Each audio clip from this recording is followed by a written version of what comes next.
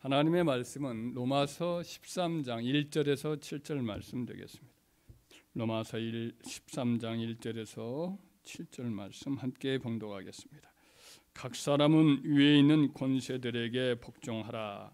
권세는 하나님으로부터 나지 않음이 없나니 모든 권세는 다 하나님께서 정하신 바라. 그러므로 권세를 거스리는 자는 하나님의 명을 거스림이니 거스르는 자들은 심판을 자취하리라. 다스리는 자들은 선한 일에 대하여 두려움이 되지 않고 악한 일에 대하여 되나니 내가 권세를 두려워하지 아니하려느냐? 선을 행하라. 그리하면 그에게 칭찬을 받으리라. 그는 하나님의 사역자가 되어 내게 선을 베푸는 자니라. 그러나 내가 악을 행하거든 두려워하라. 그가 공연히 칼을 가지지 아니하였으니 곧 하나님의 사역자가 되어 악을 행하는 자에게 진노하심을 따라 포옹하는 자니라. 그러므로 복종하지 아니할 수 없으니 진노 때문에 할 것이 아니라 양심을 따라 할 것이라. 너희가 조세를 바치는 것도 이로 말미암음이라. 그들이 하나님의 일꾼이 되어 바로 이 일에 항상 힘쓰니라. 모든 자에게 줄 것을 주되 조세를 받을 자에게 조세를 바치고 관세를 받을 자에게 관세를 바치고 두려워할 자를 두려워하며 존경할 자를 존경하라. 아멘. 로마서 12장부터 우리는 이제 그리스도인, 즉 구원받은 하나님 백성으로서 어떠한 태도로 살아야 할 것인가를 지금 사도가 이렇게 가르쳐준 것을 배우고 있습니다. 하나님과의 관계에서 우리는 우리 몸을 하나님이 기뻐하시는 거룩한 산제물로 우리 몸을 드려라. 이것이 하나님 기뻐하시는 영적 예배라. 이렇게 가르치는 말씀을 해주신 바가 있습니다. 그리고 이제 성도들끼리 또 믿음 안에서 교회 안에서 서로 하나님의 한 몸의 지체로서 각자 하나님이 주신 은사가 있는데 그걸 가지고 서로 존중하고 서로 봉사하는 그런 관계를 맺어가야 한다라고 하는 것을 배웠습니다. 그리고 나아가서는 이제 믿지 않는 이웃들까지도 다 포함한 말이죠. 서로 우는 자와 함께 울고 웃는 자와 즐거워하는 자와 함께 즐거워하고 서로를 이렇게 깊이 생각하고 높은 데 마음을 두지 않고 낮은 데 이렇게 처하고 자기를 스스로 지혜로운 채 하지 않도록 그렇게 그래서 이제 상호관계를 이렇게 맺어가고 섬겨라 이런 가르침을 받은 바가 있습니다. 더 나아가서는 이제 원수들 우리를 핍박하고 대적하는 자들에게 어떻게 해야 될 것인가에 관한 그리스도인의 태도도 말씀을 한 바가 있지요. 직접 원수 갚지 말고 원수 갚는 것을 누구에게 맡기라고 했죠? 하나님께 맡겨라. 진노는 내 것이다. 하나님이 신명기 32장 말씀에 그렇게 말씀해. 원수 갚는 것이 내게 있으니 내게 맡겨라. 그러니까 우리는 원수들에게 오히려 더 선을 행할 기회가 되면 기꺼이 행하여서 그들로 하여금 이제 부끄러움을 느끼고 회개하고 주님께로 돌아올 수 있는 그런 기회를 주도록 선으로 싹을 이기라 이런 권면을 받은 바가 있습니다. 이제 13장으로부터 가르치는 말씀은 우리 그리스도인이 세상 속에서 세상의 권위들을 어떻게 대할 것인가, 특별히 국가 권위에 대해서 어떤 관점을 가지고 어떻게 이렇게 대해야 할 것인가, 세상 권위에 대해서 어떤 태도를 가질 것인가에 관한 가르침을 여기서 주고 있습니다. 이 부분은 또 오늘날 우리 그리스도인들에게도 이 부분이 여러 가지로 관점이 달라요. 그러니까 이단들은 때로는 어떤 이단들은 전혀 이렇게 세상 권위를 부인하고 마귀에 속한 기관이다. 여호와 증인 같은 그러잖아요. 그래서 아예 자기 성도들은 공무원도 안 시키고 그리고 또 군대도 안 보내고 경찰 이런 거 안 시키고 그러죠. 이런 것들이 이제 그 국가 권위에 관한 이제 성경의 해석에 대해서 오류가 있기 때문에 그런 문제가 생기는 거거든요. 그래서 오늘날 이제 예를 들면 막 지금 기독교 우파 같은 경우에는 또 가지는 국가 권위에 대한 태도가 좀 거칠지요. 그런 이런 것들도 다 국가에 대한 관점에 대해서 이런 여러 가지 태도가 나오는 겁니다. 그리고 오늘 본문의 말씀을 통해서 우리가 좀 살펴볼 필요가 있습니다. 때로는 전제국가 시대에 아니면 독재국가 시대에 이 본문의 말씀을 가지고 들이대면서 복종을 요구하는 악한 그런 자기 정당화하는 시대가 있었지요. 우리나라에도 있었고 또 그걸 또 그쪽에 국가권위에 또 빌붙어 가지고 이렇게 가르치는 또 그런 자들도 이 부분을 아주 전용 구절로 사용을 했어요. 예를 들어 왕권 신수설을 주장했던 루이 18세 자기가 태왕이다.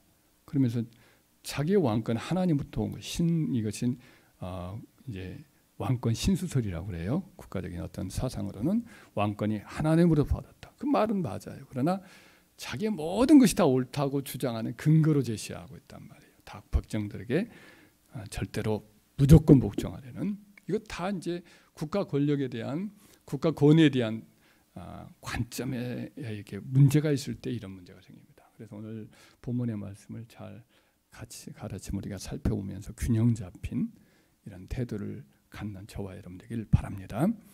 첫째로 국가의 기원은 무엇인가에 대해서 오늘 본문의 말씀에서 가르치는 바가 있습니다. 1절로부터 3절을 함께 읽겠습니다. 각 사람은 위에 있는 권세들에게 복종하라. 권세는 하나님으로부터 나지 않음이 없나니 모든 권세는 다 하나님께서 정하신 바라. 그러므로 권세를 거스린 자는 하나님의 명을 거스르매니 거스르는 자는 심판을 자취하리라. 다스린 자들은 선한 일에 두려움이 되지 아니하고 악한 일에 대하여 되나니 내가 권세를 두려워하지 아니하려느냐. 선을 행하라. 그리하면 그에게 칭찬을 받으리라. 자, 국가라는 이 기관, 오늘 뭐 국가라는 기관이 있잖아요. 전 세계 한 150국가가 지금 넘었죠. 그 정도 넘었을 거예요. 작은 섬들도 한 국가를 이룰 때도 있으니까. 그러니까 이런 국가들이 어떻게 시작되었는가, 어떻게 존재하게 되었는가 하는 여러 가지 이제 관점들이 있어요. 뭐 제 인간적인 생각으로 역사를 이렇게 지켜보면 맨 처음에 부족들이 있잖아. 시족으로부터 시작 부족들이 있으면서 부족들이 서로 이렇게 자라나다 보니까 부족 간에 갈등이 생기잖아요. 그러면 갈등이 생기면 그 갈등 문제를 해결하기 위해서 부족들끼리 이렇게 뭉치는 경우가 있죠. 혈족끼리 뭉치고 시족 집단이 혈족 집단이 이제 시족 집단으로 바꿔지고 더 나가면서 부족 국가 형태를 이루고 더 나가면 이제 외국 한 혈연이 아닌 같은 언어를 쓰지 않은 다른 민족이 쳐들어오고 공격을 받으면 그것을 대항하기 위해서 한 언어를 쓰고 한 민족 혈연적인 어떤 일체성을 가진 사람들이 국가를 위해서 방어를 한단 말이죠. 자연스럽게 국가가 형성되었죠. 제가 볼 때는 뭐 그렇게 역사적으로 뭐 그렇게 보일 수 충분히 자연스럽게 된 거라고 생각이 됩니다. 근데 이제 국가가 무엇이냐, 어떻게 시작되냐, 국가 기원설이 뭐냐, 여기에 대해서 이제 계몽 사상가들이 주장한 바는 사회계약설, 국가계약설 이런 말들을 했어요. 장작 루소라든지 존 로크라든지 이런 법학자들, 신학자들 이런 사람들이 만든 것은 이건 계약설이다 그래요. 인간은 자연적으로 하나님 주신 자연권들이 다 있는데 이 자연권들을 이렇게 서로 좀 제한할 것을 제한하면서라도 국가라고는 그 기관한테 자기들의 보호와 이런 자연권을 지켜줄 것을 말하자면 계약을 한 거라고 보는 거죠. 국가에게 계약을 하고 자기들의 천부적인 자연권을 일정 부분 제한을 하면서 국가에게 위탁을 하고 국가로부터 보호를 받는 이런 것을 계약했다. 이렇게 이제 사회 계약에 의해서 국가가 형성되었다. 이렇게 이제 보는 관점도 있습니다. 좀 인위적인 것 같지만 뭐 그것도 상당히 일리가 있습니다. 한전한 서양 사람들은 계약을 굉장히 존중해요. 실제로 봉건 제후들이 계약을 맺고 왕에게 충성하고 왕은 또 그 군주들을 또 보호해줄 그와 같은 책임을 져요. 그러니까 어떤 제후들은 때로는 이 왕에게도 계약을 맺고 저 왕에게도 계약을 맺어요. 그래가지고 그 왕들이 무슨 전쟁에 휘말리면 출전을 해요. 출전을 해서 그 왕을 위해서 봉사합니다. 근데 문제는 그렇게 되면 어떻게 됩니까? 그 두 왕이 서로 싸울 경우가 생기면 이제는 곤란스러운 문제가 생기죠. 그럴 경우는 선택을 해야 되는 거죠. 그러니까 재물과 하나님을 선택해야 되는 것도 한 분만을 선택해야 하는 것도 그런 이유죠. 재물을 섬기게 되면 하나님 섬기지 못하게 되고 하나님을 섬기면 재물을 주인으로 섬길 수는 없는 거죠. 그런데 그 계약 시대에는 그게 가능했었어요. 실제로. 근데 그와 같이 유럽은 계약이 굉장히 발전됐기 때문에 그렇게 해석을 하기도 하죠. 그러나 오늘 본문의 말씀에 우리는 충분히 이 본문의 말씀에서 우리가 이해할 수 있는 건 뭡니까? 국가 권위가 바로 하나님이 주셨다는 거예요. 자연적인 국가의 여러 가지 나라나 민족의 역사의 흐름을 통해서 자연스럽게 형성되었을지 모르지만은 그 모든 역사의 주관자가 되시고 주제가 되어서 섭리하신 분이 누구예요? 하나님이시죠. 그 하나님이 결국은 국가라고 하는 기관을 자연스럽게 만들어서 이렇게 주신 것으로 오늘 본문의 말씀은 그렇게 지금 말씀을 하고 있어요. 가정이란 기관도 우리가 창세기 2장에서 보았지만 하나님이 만드셨어요. 한 남자와 한 여자가 만나서 결혼을 해서 자식을 낳는 거예요. 이것이 하나님의 가정에 하나님이 창조해서 국가로서 이 가정이라고 하는 제도를 하나님 만드셨어요. 오늘날 동성연애자들은 이것을 자꾸 부정하려고 들죠. 건강 가정법 이런 것을 개정을 해서 남자와 여자 아닌 다음에도 가정을 이루고 또 다른 제3의 성, 4의 성, 양성의 남자도 사랑하고 여성도 사랑하고 이런 양성의 자도 보호하고 별별 요란한 것들을 만들어서 보호해 주겠대요. 국가가 지금 그렇게 시행을 하려고 추진을 하는 못된 시도를 하고 있지요. 이게 많이 변질되어 있어요. 세상이. 그런 나라들 별로 없어요. 그러니까 동성애 인정하는 나라 세계에서 별로 없어요. 묘하게 기독교 국가들이 거쳐간 곳이 바로 그런 못된 마귀의 공격을 당해가지고 그런 데가 많이 생겨서 저 유럽이라든지 지금 미국의 많은 주들이 그런 것을 시행을 하고 있죠. 기독교 국가에서 그런 일을 하고 있어요. 이상하게 마귀가 그만큼 기독교 국가의 참된 기독교 정신을 꺼뜨리려고 성령의 불을 꺼뜨리려고 악랄하게 마귀가 일을 하는 거예요. 그래서 역사 속에 그런 타락한 성문화로 나라가 무너졌어요. 로마 제국도 무너진 것이 성적 타락으로 무너졌거든요. 소돔과 고모라도 그렇게 무너졌고 서구도 그렇게 지금 도덕적 주도권을 잃어버리고 있다고도 봐도 틀림이 없습니다. 미국도 마찬가지로 그렇게 해서 무너져 가겠죠. 그래서 우리나라에서도 그런 지금 시도를 거침없이 지금 하고 있는데 이런 모든 일들은 악한 것으로서 반드시 심판을 받게 돼 있어요. 자식을 안 낳고 어떻게 이 미래가 존재를 할 수가 있겠어요? 이 나라가 지금 자식이 지금 출생률이 0.78인가밖에 0.8밖에 안 돼요. 기대하는 자식 낳는 기대 수준이 그래요. 앞으로 더 떨어질 수도 있겠죠. 그런데 그런 일들을 계속해서 반대하는 역행하는 그런 일들을 조장하고 있으니 정치권이 참 너무 이해가 안 되는 일을 하고 있어요. 우리는 이것을 철저히 거부하고 하나님께서 역사하셔서 그런 정권과 그런 것을 조장하는 자들은 하나님께서 다 무너지게 해달라고 기도 많이 해야 됩니다. 기독교인들은 이런 점에 있어서는 분명한 관점을 갖지 않으면 성경적이지 못한 거지요. 성경의 말씀이 분명한데도 불구하고 이걸 거부한다면 이것을 하나님께 도전하는 일이 되겠지요. 그러니까 우리는 이 점에서는 분명한 관점을 가져야 할 줄 믿습니다. 그래서 창세기 2장에서 가족제도도 하나님 만드셨어요. 국가제도도 오늘 본문의 말씀을 보니까 뭐라고 되어 있어요? 각 사람은 위에 있는 권세들에게 굴복하라. 권세는 하나님으로부터 나지 않음이 없나니. 모든 권세는 다 하나님이 정하신 바라. 정하셨다는 것은 배열을 하셨다는 거예요.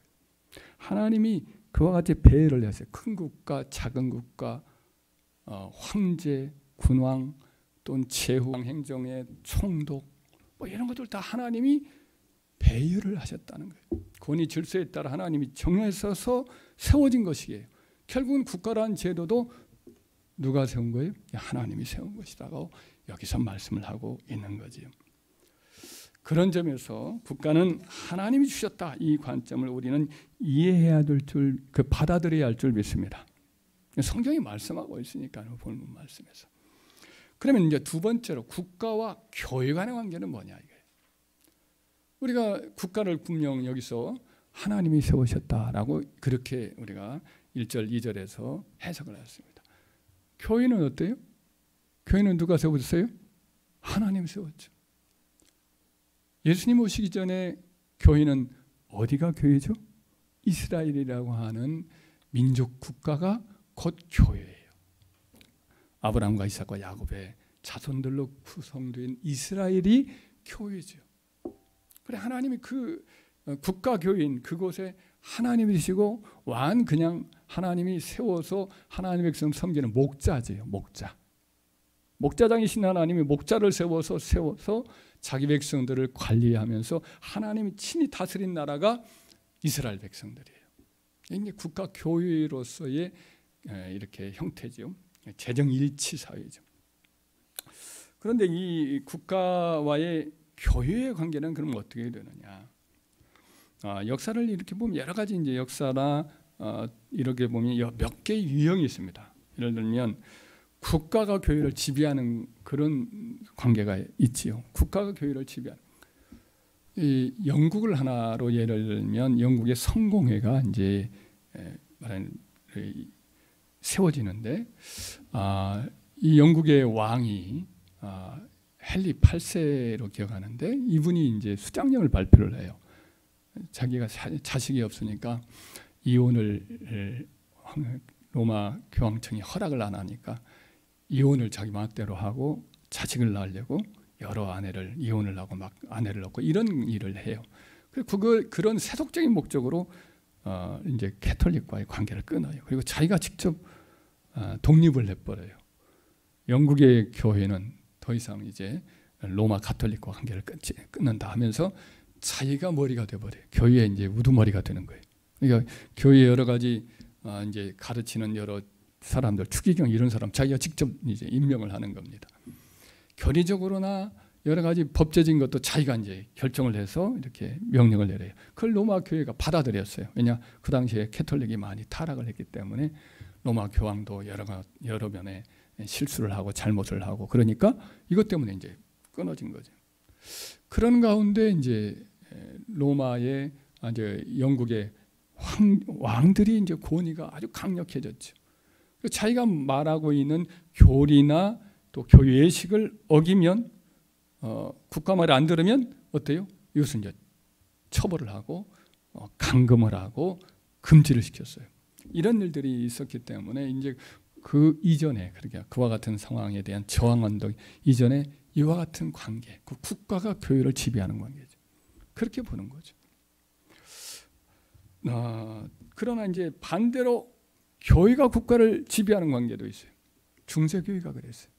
로마의 이제 그 교황이 황제들, 세상의 왕들을 직접 임명을 합니다. 그래서 황제조차 예를 들면 신성 로마 제국의 황제인 그러니까 신성 로마 제국은 독일이죠. 독일 황제조차도 이 교황이 임명을 해줘야 그걸 받는 거예요. 그러니까 임명을 안 받으면 황제도 말이죠. 그냥 이제 정통성이 없어지니까 다른 사람이 치고 올라오는 거죠. 그러니까 반란이 일어나니까 괴롭지요. 그러니까 어떻게든 굴복하고 그런 일들이 많았어요. 예를 들면 카녹사의 굴욕이라고 해서 로마 황제가 이제 거절을 해버렸어요. 말을 듣지 않으니까 로마 황제가 거절하니까 그냥 잘못했다고 회개한다고 하면서 카누사라는 곳에 와가지고 겨울병장인가요? 겨울날 별장에 와가지고 그렇게 밖에서 무릎 꿇고 사흘인가를 그냥 매달렸습니다. 그래가지고 용서를 받고 돌아갔는데 화가 나니까 분풀을 내서 그 이제 나중에 교황을 나중에 실각시키는 그런 일을 또 이제 보복을 하지요.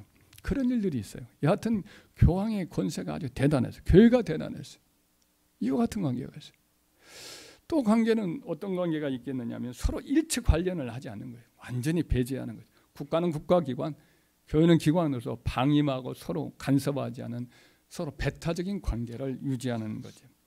마지막으로 한 관계가 있다면 교회와 국가가 다 하나님의 통치 아래 각각의 통치 영역이 있는 것을 인정을 하고 그 서로 협력하는 관계죠. 마르틴 루터가 이제 하나님 나라와 이제 국가 하나님 나라와 세상 나라의 그것을 마치 이렇게 그래프를 이렇게 교집합식으로 이렇게 그려놓고 그렇게 해석을 한 풀이한 적이 있습니다. 서로 교집합하는 서로 함께 이렇게 영역이 일치하는 것이 있지만 대체로 나눠져 있기 때문에 서로 존중하고 협력할 것은 협력한다. 이렇게 이제 가르친 바가 있는데 뭐 그것을 또 나름대로 또 적절하게 그 말 그대로 한다면 협력 모델이죠. 협력 모델이라고 볼 수가 있어요. 각각의 고유 영역이 있어요. 영적인 일이죠. 교회는. 그러나 국가는 세속적인 여러 가지 통치를 하는 거죠. 국민의 복지와 안전과 뭐 이런 일들을 담당을 하는 거죠. 그래서 그런 영역을 서로 이렇게 돕고, 그래서 국가는 교회를 돕고 교회는 또 국가를 위해서 기도하는 가운데 영적으로 조언하고 이렇게 서로 이렇게 돕는 협력하는 관계로 이렇게 보는 거죠. 제가 볼 때는 마지막 모델, 금방 말씀했던 마지막 모델이 가장 성경적이지 않나 싶어요. 그러니까 구약의 이스라엘 같은 그와 같은 이제 우리나라를 예를 들면 이 CCC의 창시자였던 그 목사님은 우리 한국을 말하자면 하나님께 바치는 거죠. 하나님께서 다스리는 신정국가 체제를 꿈꾸신 거죠. 근데 그렇게 하면 좋겠지만은 그것은 이상론이고 현실적으로는 그게 참 어렵습니다. 그렇게 할 수 없는 거예요. 강제하면 또 그것이 꼭 유익만은 하지 않거든요. 로마 제국이 나중에 그렇게 강제를 했어요. 근데 강제하는 가운데 로마 중세 시대로 딱 타락을 해버려요. 교회가 타락하면 백성이 다 타락하는 거예요. 그래서 그와 같은 관계는 좋지 못하고, 여하튼 제가 볼 때는 교회는 교회답게, 국가는 국가답게, 그러면서 서로 협력하고 보호하고 보완하고, 이와 같은 것이 하나님의 방식이다. 두 개 다 누가 세웠어요? 하나님이 세웠어요. 할렐루야. 그래, 이런 이상적인 관계가, 협력하는 관계가 바로 그 관계인데 4절을 한번 같이 읽어볼까요? 4절 읽겠습니다. 그는 하나님의 사역자야 되어 내게 선을 베푸는 자니라. 그러나 네가 악을 행하거든 두려워하라. 그가 공연히 칼을 가지지 아니했으니 곧 하나님의 사역자 되고 악을 행하는 자에게 진노하심을 따라 보응하는 자니라. 지금 국가가 뭐라고 되어 있어요? 하나님의 사역자다 그래서 이 하나님의 사역이라고 하는 디오코니아라는 이 단어는 집사를 가리킵니다. 목회자도 말씀의 집사예요. 목회자는 하나님 말씀을 섬기는 집사예요. 말씀과 기도하는 일과 말씀 봉사에 전무하리라 라고 하는 사도행전 6장 4절에 그래서 말씀 봉사가 바로 그것도 집사예요. 말씀을 이렇게 섬기는 자거든요. 주의 종이. 국가가 여기서 하나님의 집사예요. 하나님의 사역자가 되어서 지금 선을 행하는 자에게 상을 주고 악을 행하는 자에게 이렇게 보응을 하는 일을 하거든요. 국가에게 하나님 뭘 줬어요? 그래, 칼을 줬어요. 칼이라고 나오죠. 이 칼이라는 단어는 어떤 의미에서는 뭐 예를 들면 사형 집행을 할 때 쓰는 칼이거든요. 그러니까 경찰이라든지 군인이라든지 국가 여러 가지 형벌 기관이라든지 행정력이라든지 이런 것들 하나님이 허락을 하신 거예요. 그로 하여금 그래서 이제 국가 나라에 있는 모든 안전과 그리고 여러 가지 질서를 유지하도록 형벌권을 권세를 주신 거지요. 그래서 이것은 하나님의 영광을 위해서 하나님이 다스리는 세상 통치를 위해서 그 일을 하는 거거든요. 그래서 이런 점에서 우리는 이 하나님께서 이와 같이 이렇게 하나님의 일을 국가는 국가대로 교회는 교회대로 이렇게 하도록 하셔서 역할 분담을 하는 것이다. 이걸 여러분들이 기억하면서 국가가 교회를 핍박하거나 혹은 교회가 뭐 세상 일에 지나치게 간섭하는 관계 혹은 무관심한 관계 이런 관계가 아니라 교회를 하나님이 세우시고 또 국가도 세우셔서 서로 아름답게 시행하는 것이 바로 하나님이 원래 의도했던 관계다. 이것을 항상 생각하면서 여러분들 국가와 교회와 관계를 항상 생각하는 저와 여러분들이길 바랍니다. 지나치게 예를 들면서 뭐 국가가 전혀 교회는 무관하다. 전혀 방임하고 우리는 전혀 무관하다. 이렇게 생각하면 안 됩니다. 국가는 매우 소중합니다. 그래서 국가를 위해서 기도하고 또 국가는 교회를 늘 이렇게 후원하고 보조하고 협조하는 그와 같은 역할을 하는 것이 가장 하나님이 기뻐하는 방법이다. 이걸 기억하시기 바랍니다. 셋째로는 우리 그리스도인 각계인은 국가의 권위에 대해서 그러면 어떻게 어떤 태도를 취해야 할 것인가? 국가의 권위에 복종하라라는 것이 대원칙이에요. 1절과 2절에서 이미 우리가 명백하게 선언하는 바가 바로 뭐죠? 각 사람은 위에 있는 권세들에게 복종하라 그랬습니다. 왜냐? 권세는 하나님으로부터 나지 않음이 없나니 모든 권세는 다 하나님이 세우신 바예요. 그래서 이 권세들에게 복종하는 것이 하나님께 복종하는 것과 다른 바가 없기 때문에 그와 같이 말씀을 한 겁니다. 그러니까 옛날에는 왕, 총독 혹은 지방장관 여러 부서들이 있죠. 군인들, 경찰들. 오늘날은 대통령, 입법부, 국회의원, 또 사법부, 또 행정부, 경찰 다 마찬가지입니다. 하나님이 세운 이 권위들 다 존중해야 될 줄 믿습니다. 구약에도 출애굽기의 말씀 뭐라고 되어 있습니다. 너희들은 재판관들을 모욕하지 말고 그리고 백성의 지도자들을 저주하지 말지니라 그랬어요. 그러니까 오늘날 막 저주하고 백성의 지도자들, 세속의 권위자들을 욕하고 그러지 마세요. 국회의원들도 우리 마음에 안 맞아도 욕설하거나 저주까지는 하면 돼야 한대요. 그것도 하지 마세요. 할렐루야. 내가 원하지 않는 정당이라도 좀 마음이 깨림직하더라도 저주하거나 막 그렇게 욕설하거나 그러지 맙시다. 할렐루야. 하나님이 하나님 허락하셔서 세웠으니까 우리가 원치 않고 그러면 정책에는 비판할 수가 있고 다음에 선거 때 그 사람 안 찍으면 그만입니다.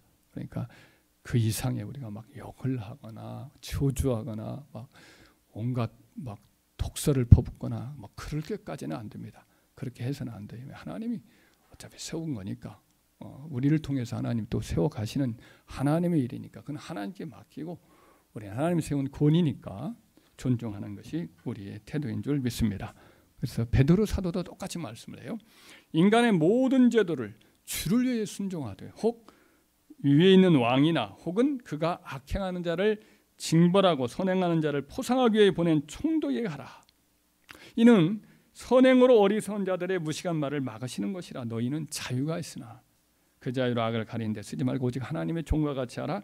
무사람을 공경하며 형제를 사랑하며 하나님을 두려워하며 왕을 공경하라. 이렇게 똑같은 취지에서 주를 위해서 모든 제도를 순종하고 순복하라. 이렇게 사도 베드로도 베드로전서 2장에서 말씀을 하고 있거든요.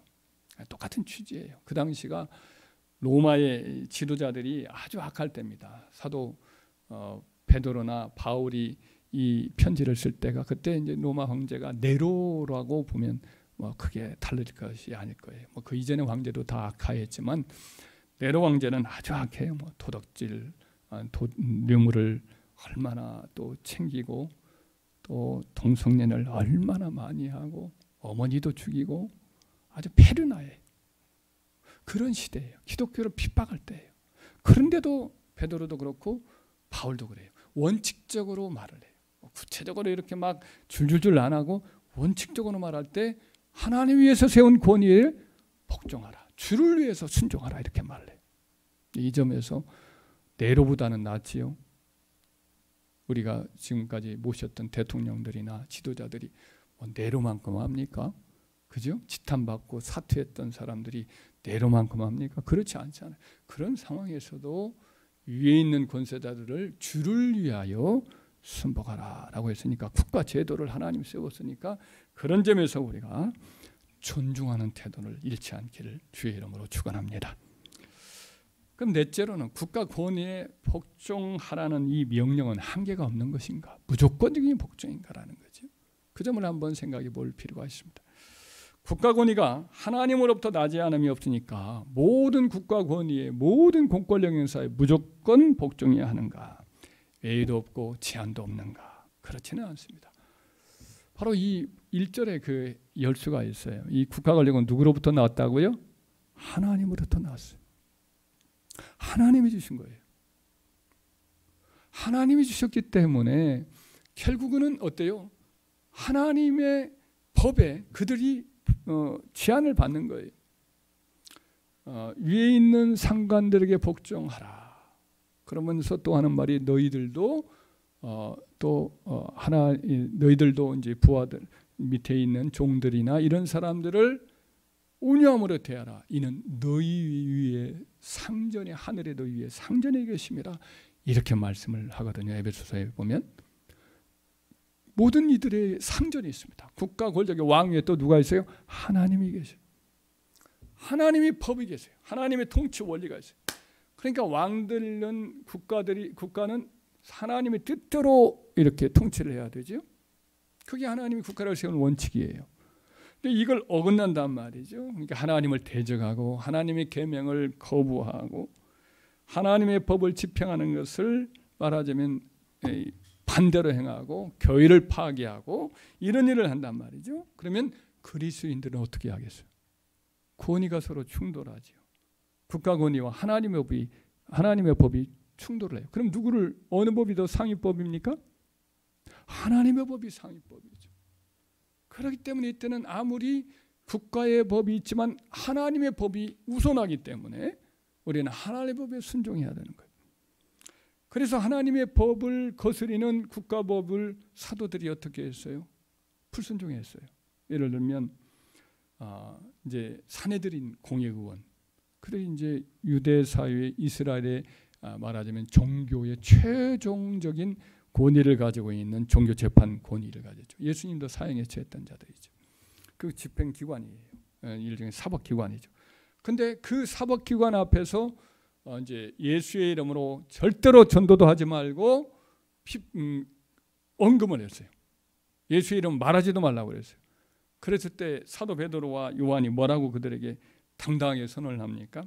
하나님 앞에서 너희 말을 듣는 것이 하나님 말씀 듣는 것보다 옳은가 판단하라. 우리가 보고 들은 말을 말하지 않을 수 없노라. 우리가 보고 들은 예수님의 죽음과 부활, 이 복음을 우리는 전하지 않을 수가 없다 하고 당당하게 그들의 명령을 거부하고 또 매를 때리면 맞고, 그러면서도 계속 불복종 운동을 계속해서 복음을 전도를 했죠. 그러니까 영국의 그 수장령에 의해서 엘리자베스 여왕이라든지 이런 사람들이 청교도 분리주의자라고 비난을 받았죠. 교회가 국가의 기관인 왕의 명령을 받아서 이렇게 행하는 것은 하나님 뜻이 아니다라고 거부를 하면서 그렇게 수족이 되어가지고 하나님의 법을 우선시해서 국가의 국왕이 말하는 거, 이거는 안 된다. 우리는 국가로부터 독립해서 우리는 하나님의 법을 따른다. 이렇게 해서 이제 그 청교도 운동이 벌어졌어요. 그들이 그러니까 뭐 금지하고 설교도 못하게 감옥에 쳐넣고 했어요. 청교도들은 어떻게 합니까? 그걸 다 당해요. 그러면서도 그 순종하지 않고 감옥에 들어가고, 그러면서 또 전도하고 설교하고 그러다가 또 순교도 하고 그런 일을 당했어요. 그와 같이 똑같이 하나님의 법이 우선시기 때문에 국가의 법도 존중하지만 우리는 어떻게 해야 됩니까? 하나님의 법을 거스리는 법을 제정을 한다. 그럼 이것을 우리는 어떻게 해야 돼요? 거부해야 되죠. 그러니까 예를 들면 지금 영국 같은 경우에는 이제 동성애를 반대하는 설교를 하고 전도를 하고 그러면 벌금을 물습니다. 또 동성애를 반대하는 주장을 하고 그런 결정을 내리잖아요. 그럼 직장에서 파면돼 버려요. 법원에서도 법에 의해서 파면을 시켜버려요. 실제로 그런 일이 영국에는 실제 지금 시행되고 있어요. 우리나라에도 그런 일들이 안 일어날 것 같다고 지금 얘기하면서 지금 민주당에서 추진을 하고 있어요. 그런데 벌어지고 나면 법적으로 이것이 더 시행령들이 가행되면서 얼마든지 그런 일이 앞으로 일어날 수가 있어요. 그래서 우리는 어떻게 해야 됩니까? 이와 같은 법안이 통과되지 않도록 지금부터라도 열심을 내고, 또 통과됐다 그러면 어떻게 합니까? 법이라고 순종하면 어떻게 되겠어요? 하나님 법이 있는데 동성애는 분명히 하나님이 가증히 여기는 죄라고 말씀을 하고 있어요? 안 하고 있어요? 가증히 여기는 죄라고 말씀을 하고 있어요. 근데 이것을 합법화하고 축복해주고 이렇게 하는 것을 동조해서 법안을 제정을 하고 결혼을 합법화하고 이렇게 되면 어떻게 되겠어요? 우리들의 자녀들의 미래는 암담할 수밖에 없습니다. 그럴 때는 어떻게 되겠어요? 주의 종이 그것을 성경이 말하고 있는 것을 선포 안 해야겠어요? 선포할 수밖에 없죠. 그럼 감옥에 가고 벌금 물리게 돼 있어요. 이것이 현실입니다. 앞으로 그렇게 되겠죠. 기독교 예를 들어 동성애를 찬성하는 교단들이 생길 겁니다. 교단이 분리되어 나가겠죠. 교회가 이제 반이 분열되겠죠. 분명히 그렇게 됩니다.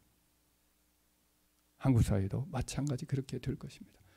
때로는 그것 때문에 교회가 분열되고 교회 이제 그런 교단에서는 어때요? 그 가운데서 이제 하나님 말씀대로 살려고 하는 교회가 있고 성도들이 있습니다. 그럼 우리는 그거 거부합니다. 그러면 교회에서 나가라고 돼 쫓기는 일이 벌어질 겁니다. 실제로 미국에서 지금 그런 일이 있었죠. 텍사스 주인가요? 플로리다 주인가요? 거기는 한 교단에서 그와 동성애에 반대하고 한다 하니까 그 교회와 건물을 다 포기하라고 교단에서 요구를 합니다. 그러니까 우리 한국인 목사님과 성도들이 포기하고 나왔어요. 나와가지고 그냥 잔디 같은 곳에서 모여가지고 예배를 드리고 지금 어떻게 됐는지 모르겠어요. 꽤 한 시간이 흘렀으니까 한 2년 이렇게 흘렀습니다. 이런 일이 실제 일어납니다. 그러니까 이런 일 때는 어떻게 해야겠어요? 이건 거부해야 되죠. 불순종해야 됩니다.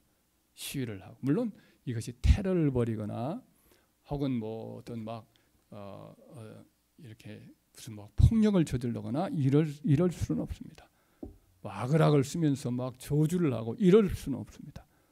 합당하지 못하니까 우리는 어디까지나 이와 같은 것들을 저지하고 기도하고 또 우리의 뜻을 계속해서 증거하고 이와 같은 운동들을 우리는 또 펴서 하나님의 법에 반대되는 국가의 권위의 지도에 대해서는 우리가 거부하면서 저항하는 것, 이것이 바로 하나님의 뜻인 줄 믿습니다.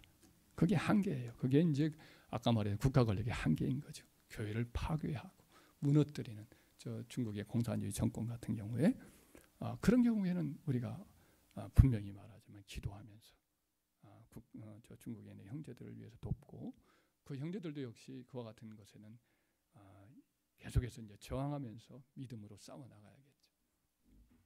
다섯 번째, 그리스도인이 국가에 순종한 이유는 뭐냐? 4절 5절을 함께 한번 읽어볼까요? 그는 하나님의 사역자 되게 내게 선을 베푸는 자 아니라 그러나 네가 악을 행하거든 두려워하라. 그가 공연히 칼을 가지지 아니하였으니 곧 하나님의 사역자가 되어 악을 행하는 자에게 진노하심을 따라 보응하는 자니라. 그러므로 복종하지 아니할 수 없으니 진노 때문에 할 것이 아니라 양심을 따라 할 것이라. 국가가 악을 행하는 경우가 있어요. 그래서 사도 바울이 이 말을 할 때 무조건 복종하라고 할 때 이 국가가 항상 선하다고 생각을 하나 이렇게 오해할 수가 있습니다. 사도 바울에 대해서 호의를 가진 로마의 사람들이 있었습니다. 백부장 같은 경우가 바로 그런 예입니다. 사도 바울에 대해서 호의를 많이 베풀었죠. 그러나 예를 들면 로마의 총독이었던 베스도나 벨릭스 같은 경우는 좋지 않아요. 물론 여러분이 잘 알고 있는 예수님을 사형에 집행했던 빌라도 같은 경우도 그렇죠. 뻔히 예수님이 로마 법에 의해서 아무런 지금 악을 행한 바가 없고 다만 종교적인 문제에 불과하고 예수님이 유대인의 왕이라는 것도 영적인 문제로 그렇게 말한 것을 알아요. 그런데도 불구하고 자기가 재판할 재판장으로서 공정하지 못하게 이제 사람들의 말에 의해서 거의 선동적인 그런 재판장 분위기에 압도당해서 정치 재판을 했거든요. 불법 재판이죠. 그런데도 불구하고 그때 이제 네가 왜 나한테 변명을 하지 않느냐? 예수님께 그렇게 말하죠. 당신이 어찌하여 나에게 한마디도 하지 않느냐? 난 당신을 이렇게 내어줄 수도 있고 또 풀어줄 수도 있는 권한이 있지 않느냐? 그렇게 말합니다. 그때 예수님 하신 말씀이 뭐예요? 그러므로 내게 이런 나를 넘겨준 자의 죄가 크다. 하나님이 내게 주지 않았다면 이 권한이 네게 없을 것이나 그러므로 너에게 나를 넘겨준 자의 죄가 더 크다. 이런 말씀합니다. 하나님이 권한을 줬기 때문에 네가 이 자리에서 이 일을 하고 있다. 이런 말씀을 하거든요. 그렇게 그런 권한을 주셨는데 그 권한을 잘 사용해야죠. 잘 사용하지 않았어요. 이와 같은 상황을 사도 바울이 모르면서 이와 같이 국가의 권위에 순종하라고 말한 바는 아닐 겁니다. 뭐 벨릭스라든지 베스도라든지 뇌물을 받으려고 그렇게 자기를 괴롭히는 것을 그가 경험을 했기 때문에 알아요. 당시에 로마의 여러 가지 제도들이 부패하고 있었던 것을 알면서도 이 말을 하는 것은 국가를 세운 목적이 뭐냐? 국가는 기본적으로 하나님의 기관이 되어서 권선징악을 하는 거예요.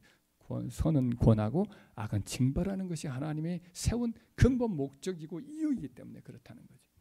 이것이 하나님의 이상적인 국가 관이에요. 현실은 그렇지 않을 수가 있지만은 이것이 원래 하나님의 뜻은 이 뜻이기 때문에 우리는 국가에 대해 기본적으로 복종해야 된다. 그리스도인들에게 이런 참 안 좋은 상황의 경험을 다 했음에도 불구하고 사도나 바울이나 사도 베드로가 똑같이 이렇게 권면을 하고 있음을 우리는 기억해야 될 줄 믿습니다. 기본적으로 우리가 그래서 국가기관에 순종을 해야 됩니다. 그런데 그 순종하는 것이 뭐예요? 이유가 뭐냐? 여기서 말한 대로 두려워서만이 아니고 벌 받을까 봐 두려워서만이 하고 양심을 따라할 것이니라 라고 말씀을 여기서 하고 있죠. 5절에 양심을 따라할 것이야. 왜 양심이냐? 하나님이 그와 같이 국가를 통해서 하나님 일을 하거든요. 악을 징발하고 선을 행하고 선을 행하는 이런 일을 하나님이 국가를 통해서 하나님 일을 하는 거예요.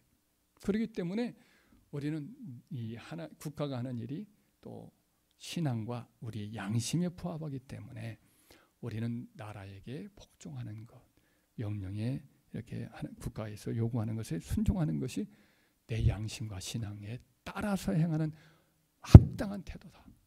그 점에서 여러분들이 겁이 나가지고 뭐 이렇게 겁나서 이렇게 하는 것이 아니라 항상 양심과 신앙에 비추어서 이것이 아름답고 합당한 태도이기 때문에 해야겠다. 이런 마음으로 순종하기를 바라요. 할렐루야. 경찰이 쫓아오면 겁나서가 아니라 우리가 나의 안전을 지켜주기 위해서 저렇게 열심히 감시하고 다니고 있구나. 훅 불라고 하면 내가 그리스도인인데 그것도 모르고 하면서 화가 내가지고 이렇게 불지 말고 얼마나 수고가 많습니까 하는 마음으로 공손하게 하고 불어줘야 됩니다. 할렐루야. 네, 그와 같은 마음을 가지고 양심과 신앙에 따라서 순종하라라는 거죠. 여섯 번째로 국가에 대하여 납세 의무를 우리 그리스도인이 감당해야 된다라고 말씀을 하고 있습니다. 6절을 함께 읽어요. 시작. 너희가 조세를 바치는 것도 이로 말미암음이라. 그들이 하나님의 일꾼이 되어 바로 이 일에 항상 힘씁니다. 여기서 이제 조세를 바치는 것도 바로 이런 까닭이라는 거예요. 국가가 하나님의 사역자가 되어서 하나님 일을 열심히 하고 있기 때문에 그래서 그들이 하나님의 일꾼이 되어서 그 일을 하기 때문에 우리가 조세를 이렇게 바쳐서 국가라는 제도가 유지되게 하라는 거예요. 그래서 그 당시에 아마도 로마 제국에 대한 납세에 대한 거부감이 그리스도인들에게도 있을 수가 있어요. 왜냐하면 그리스도인 사도 바울도 그 출신이 민족적으로는 유대인이잖아요. 유대인들은 오랫동안 아주 독립국가를 이루는 것이 꿈이고 이방 민족의 지배받는 것을 아주 싫어하는 그런 기질들이 있었던 사람들이죠. 그래서 뭐 예를 들면 바벨론 포로로 끌려갔다가 돌아와가지고 그들이 또 알렉산더 대왕의 후계자들에 의해서 시리아 왕국에서도 지배를 받으면서 그들과 맞서 싸우는데 목숨 걸고 싸우거든요. 그래서 국가를 독립을 그들이 이루어내지요. 그래서 이런 경험이 있는데 또 로마에게 또 지배를 당하는 거예요. 그러니까 아주 기분이 나쁜 거죠. 로마 제국에 세금을 낼 때마다 막 그 민족적 자존심 이것들이 막 끌어오르는 거죠. 그러니까 세금 조세 말하는 거부 운동을 많이 일으킵니다. 그들이 조세 거부 운동을 예수님 시대에 승천하고 난 이후에도 멸망하기 이전께도 몇 번 이렇게 그들이 조세 거부 운동을 하고 그랬던 것으로 기억이 반란을 일으키고 그랬던 것으로 여겨집니다. 그렇기 때문에 유대인들이 가진 이런 생각들, 국가에 대해서 이방 나라에 더더욱 세금 내는 것을 싫어하는 마당이기 때문에 그리스도인이 된 예수님 믿는 이들에게도 똑같은 정서가 이렇게 물려져 왔을 것으로 염려를 한 그런 까닭인지 사도는 여기서 그 문제를 언급을 합니다. 조세 거부 운동 이것이 성경적이지 않다. 우리 그리스도인들은 조세를 꼭 이렇게 바칠 수 있도록 해라. 세금을 내라. 이렇게 이제 가르친 거죠. 왜냐? 국가가 어때요? 무슨 일 하는 거예요? 하나님 일 하는 거다. 하나님 일 하는 거예요. 치안, 국가의 안보를 위한 군인들 유지, 혹은 여러 가지 행정적인 일들, 우리의 재산권을 보호해주고. 만약 우리 국가에서 이 토지 장부라든지 국가의 여러 가지 이제 재산, 토지 장부라든지 여러 건물들의 이런 대장들을 엄격히 유지를 하고 지나치게 이렇게 많은 어떤 농토를 이렇게 막 가져가거나 혹은 이런 것들을 어떤 예를 들면 이제 주택 같은 것을 과도하게 막 전매하거나 이런 것들을 계속하게 하게 되면 어떻게 되겠어요?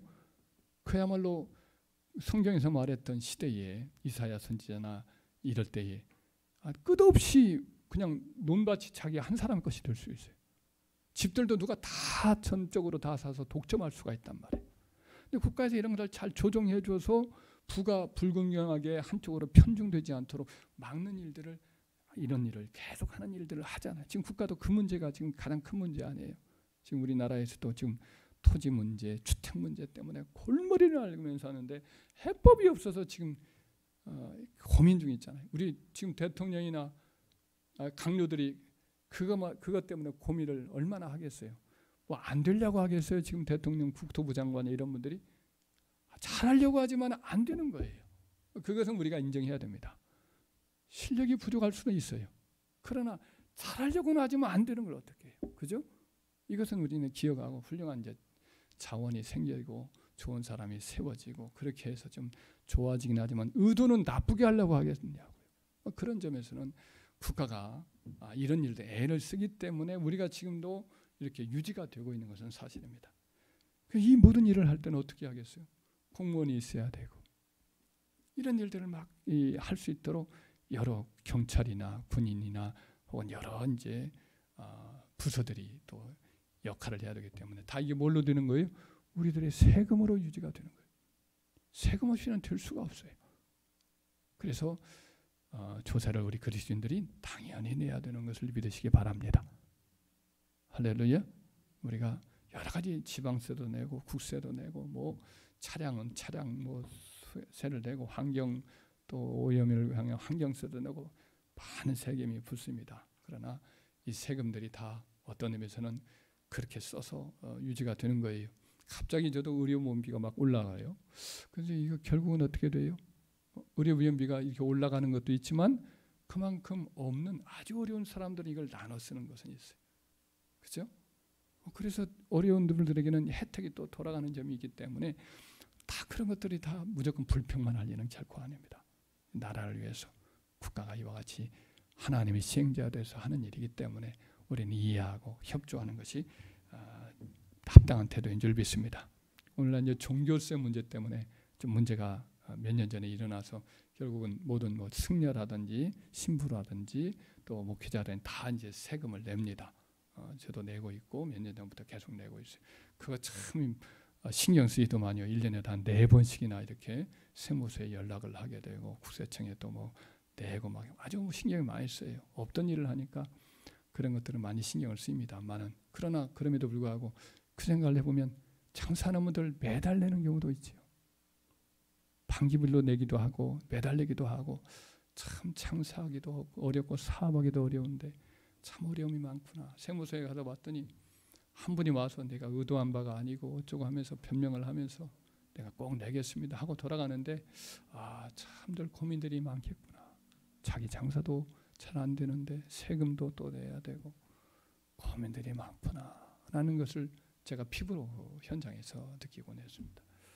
여하튼 이런 일들은 참 새로 일어난 일인데 국가적으로 역사적으로 보면 그래요. 역사적으로 보면 예를 들면 요셉이 야곱의 아들 요셉이 애굽에 있었지만은 애굽의 제사장들은 그 어려운 기근 시에도 그들은 보장을 받습니다. 땅도 그들의 것을 절대로 팔지 못하게 국가에 넘기지 않도록 손도 안 건드리죠. 그들은 이방 세계 속에서도 종교의 철저한 법적인 경제적인 보장을 받습니다. 페르시아 나라에게 이제 나라가 다시 이제 그 바벨론이 멸망을 당했을 때 페르시아 국왕이었던 그 고레스 왕은 그들이 돌아갔을 때 성전을 세우는 모든 자원들을 국가에서 보조하도록 명령을 내립니다. 그들에게는 소금도 주고 이렇게 하나님께 드리는 제물들로 전부 보장해 줘라. 성전을 건축할 수 있는 모든 걸 보장해 줘라. 하여튼 그런 점에서 페르시아가 아주 최선을 다했죠. 어떤 면에서는 페르시아가 그렇게 오랜 세월 보장됐던 나라가 운영됐던 그것도 하나님을 향해서는 늘 이렇게 좀 선대했던 것이 하나님의 은혜를 주신 그런 원인이 아니었나 이렇게 생각을 하게 됩니다. 여하튼 이와 같은 일들은 미국도 오늘날도 뭐 목회자들 교회에게는 세금은 일체 매기지 않죠. 국가에 따라 다르긴 한데 여하튼 이런 점에서 이제 오늘날 종교인들이 한 시민으로서 국가에 이렇게 세금을 바치는 것은 저는 합당하다고 생각합니다. 시민으로서 국가에게 이렇게 세금을 내는 것, 이거 자연스러운 것이고 그런 것들은 합당하다 이렇게 생각합니다. 많은 목회자들은 사실은 낼 것도 없어요.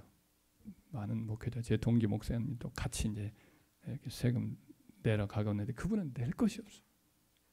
낼 것이 없어서 오히려 도움을 받아야 돼요. 그런 면에서 좀 아쉬운 분들이 많이 있습니다.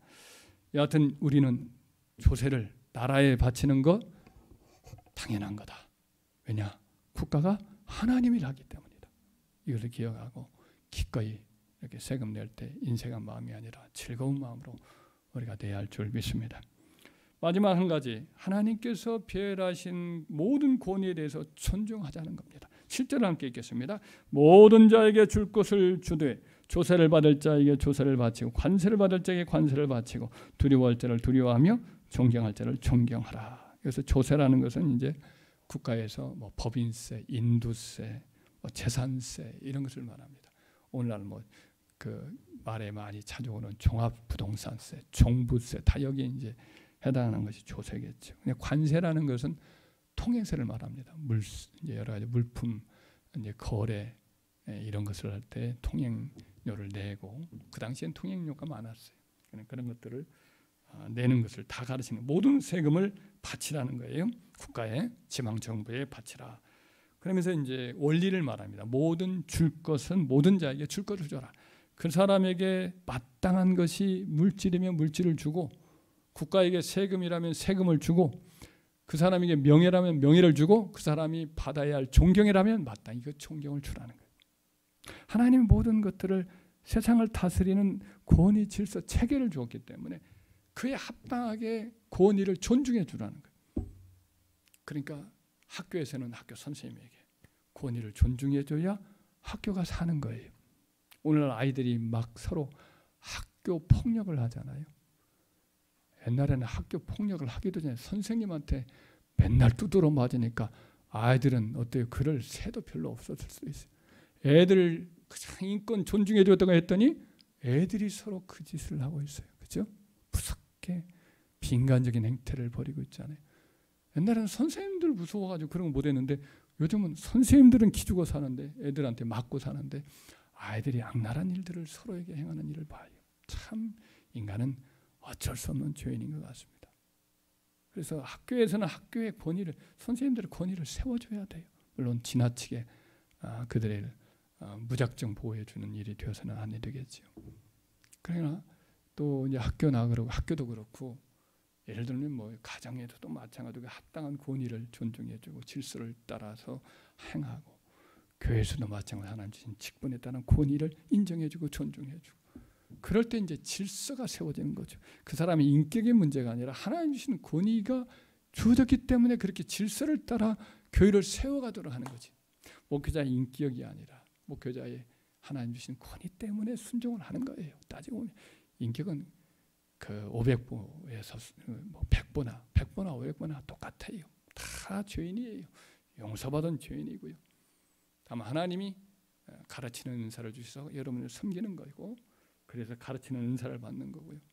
또 다른 것은 전혀 또 못하는 것이죠. 다른 것은 뭐 잘 못하지만 또 이 하나님이 가르치는 길로 여러분들이 세워서 그 일을 하는데 교회 질서상 순종하라. 너희를 가르치는 자와 함께 좋은 것을 같이 하라.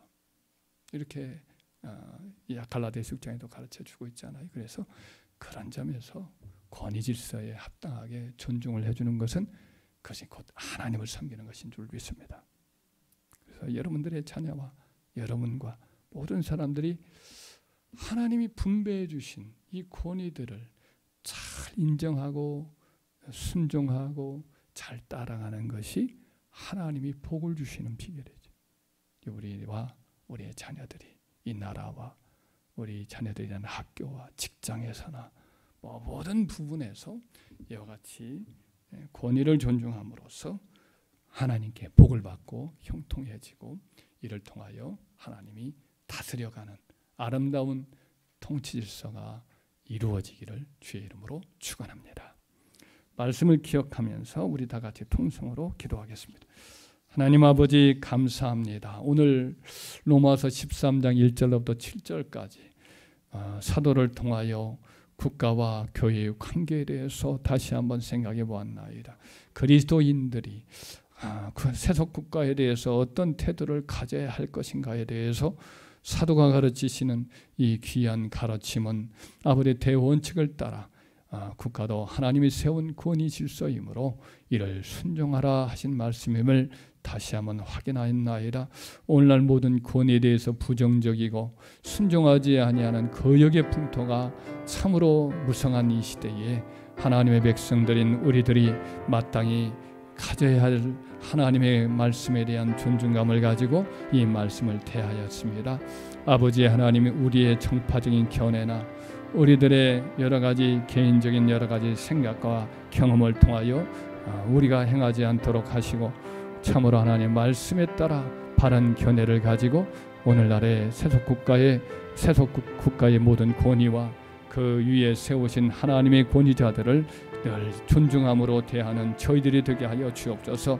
국가를 위한 조세도 합당하게 낼 수 있게 하시고 하나님께서 세상 각처에 세운 여러 기관들 각 기관들마다 하나님이 세운 권위를 따라 우리가 존경과 권위를 인정해주는 그와 같은 존중의 삶을 살게 하여 주셔서 우리 영혼과 우리 양심과 우리의 신앙의 아름다운 아버지의 성장이 있고 성수 있고 합당한 복이 누려지는 은혜가 우리와 우리 자손들에게 있게 하여 주옵소서. 우리 함께하는 교회가 아버지의 이 시대적인 귀한 사명을 감당하며 하나님의 우리 자녀들이 이 세상에 나아가 이 나라의 각 분야에서 귀한 일꾼들로 하나님이 붙들어 사용하시는 복도 누리게 하여 주옵소서.